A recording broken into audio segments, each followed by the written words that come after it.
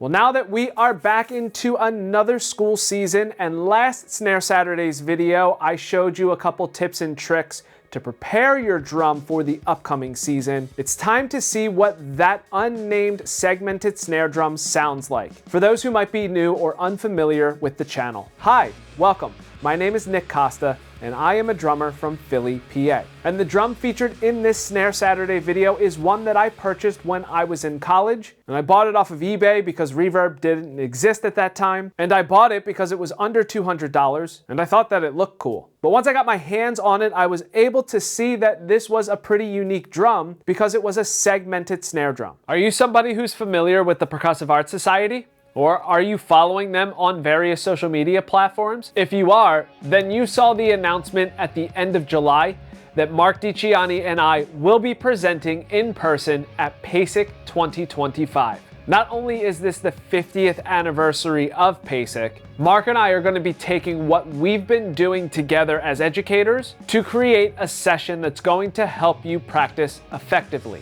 So this is going to be more than just for the drum set players. It is for any type of drummer or percussionist. As a matter of fact, it'll work with any musician. So head on over to PASIC.org and register to attend PASIC 50 in November in Indianapolis, Indiana. Oh, and if you see us walking around, come on up and say hi.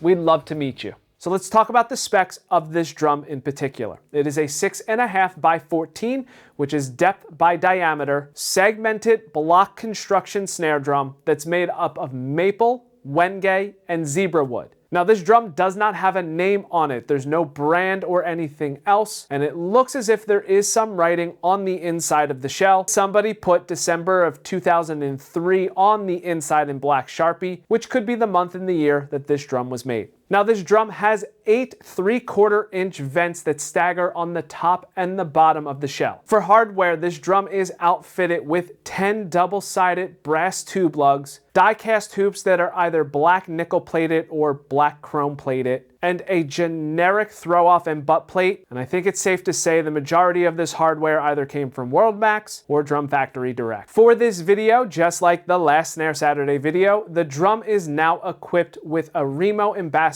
coated head on the top and an Ambassador snare side head on the bottom. Finally, the drum has been outfitted with a set of WorldMax German snare wires. This is the 20-strand configuration. So just like every other Snare Saturday video where I am demoing and showing you various snare drums, I'm gonna play this drum through a few different tunings. I'm gonna start out in the low tuning and work my way up to a higher tuning. As I transition from one tuning to the next, the bottom head is going to stay the same, and I am going to put the TuneBot reading on the screen, that way you know what it is for those of you who use a TuneBot. Then the change in pitch of the drum is going to happen just by adjusting the tension on the top head. I will also put the TuneBot readings up for them as well. That way, if you are looking for a similar sound and you have a similar segmented drum, you might be able to get it with the readings that I provide. So, enough of me talking, let's dive in.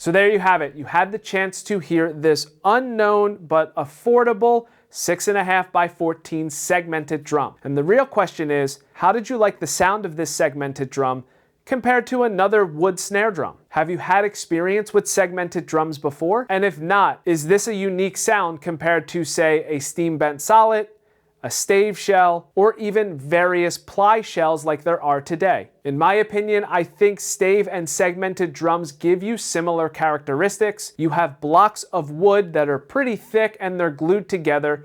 The seams are just either vertical or horizontal. And because it is a thicker shell than a traditional ply snare drum, you're gonna get a sound, in my opinion, that just has a lot more body and punch to it. But either way, I'd love to know what you think, so make sure that you let me know in the comment section below. Also, if you have any other additional questions on the snare drum in this video, maybe the gear that I am playing in this video, or anything else, feel free to leave all of that in the comment section as well, and I will try my best to answer them. If you'd like to see what this Snare Saturday series is all about, I've put a link to the playlist in the description below, and I'll also have it come up right here to make it a bit easier for you. Finally, if you enjoyed this video, please make sure that you give it a thumbs up.